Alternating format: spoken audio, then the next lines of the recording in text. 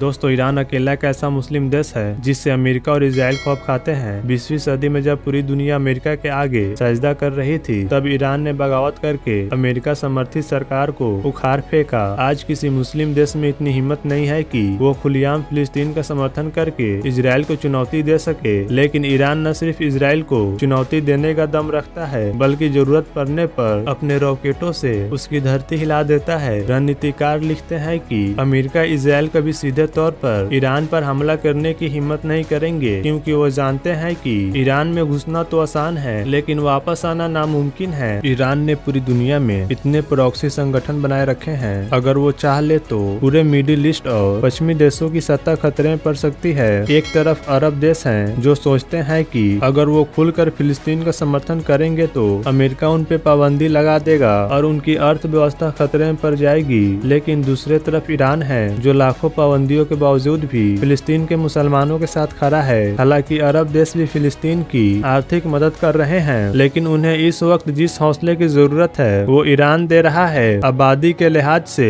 Iran Israel से 9 गुना बड़ा है और उसके पास इजराइल से बड़ी सेना और इजराइल से ज्यादा युद्धपोत है। इजराइल ईरान से कभी जमीनी जंग जीत नहीं सकता। अगर वो रॉकेटों से हमला करता है तो ईरान के पास भी 2500 से 3000 रेंज वाले रॉकेट मौजूद हैं, जो सीधे इजरायली शहर पर निशाना बना सकता है। ईरान के पास ऐसे रॉकेट हैं जो इजराइल के आयरन डोम को भेजने की क्षमता रखते हैं। अमेरिका और इजराइल ने जिस मुस्लिम देश में सबसे ज्यादा जासूसी प्लान की वो ईरान है, क्योंकि वो जानते हैं कि 57 मुस्लिम देशों में ईरान ही है जो इजराइल के लिए काल बन सकता है। जिस दिन ईरान विश्व पटल पर एक बड़ी शक्ति बन गया, उस दिन इतिहास में 2 बड़ी घटनाएं होगी, एक फिलिस्तीन की आजादी और दूसरा इजराइल की तबाही। Iran main power, national resource, financial, लॉजिस्ट और जमीनी ताकत मामले में इजराइल से बहुत आगे हैं। ईरान ने जमीन के नीचे चट्टानों के दरमियान ऐसे ऐसे हथियार बना रखे हैं जिन्होंने दुनिया में खौफ पैदा कर रखा है। ईरान की सबसे बड़ी ताकत कुम शहर में मौजूद उसका न्यूक्लियर प्लांट माना जाता है। यह न्यूक्लियर पावर प्लांट पहाड़ों से 300 फीट नीचे बनाया गया है और ऐसा माना जा रहा है कि